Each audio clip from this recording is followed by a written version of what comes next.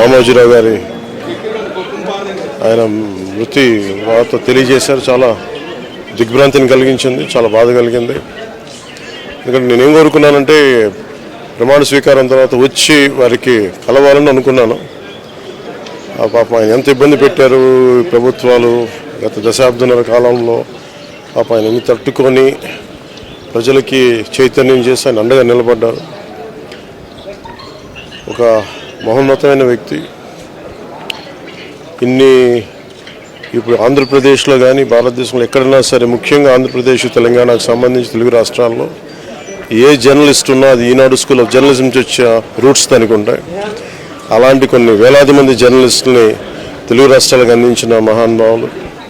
అలాగే తెలుగు చిత్ర పరిశ్రమకు సంబంధించి కూడా ఈరోజు ఇంత ఇన్ఫ్రాస్ట్రక్చర్ ఇక్కడ డెవలప్ చేశారంటే అది హైదరాబాద్లో ఎంత అద్భుతంగా తెలుగు చిత్ర పరిశ్రమ ఉందంటే ఆయన కాంట్రిబ్యూషన్ చెప్పలేను.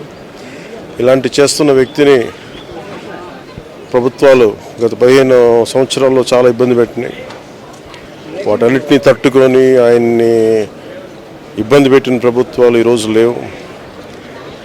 ఆ విజయం ఆయనకి తెలియజేయాలని అనుకున్నాం, చేసి లోపల దురదృష్టం ఇలా జరిగిపోయింది.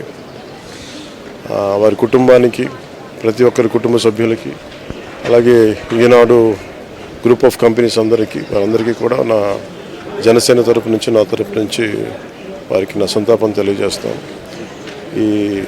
ఈ సమయంలో మీ అందరికీ ఆ భగవంతుడు వారి కుటుంబ సభ్యులకి అండగా ఉండాలని కోరుకుంటూ సెలవు తీసుకుంటాను.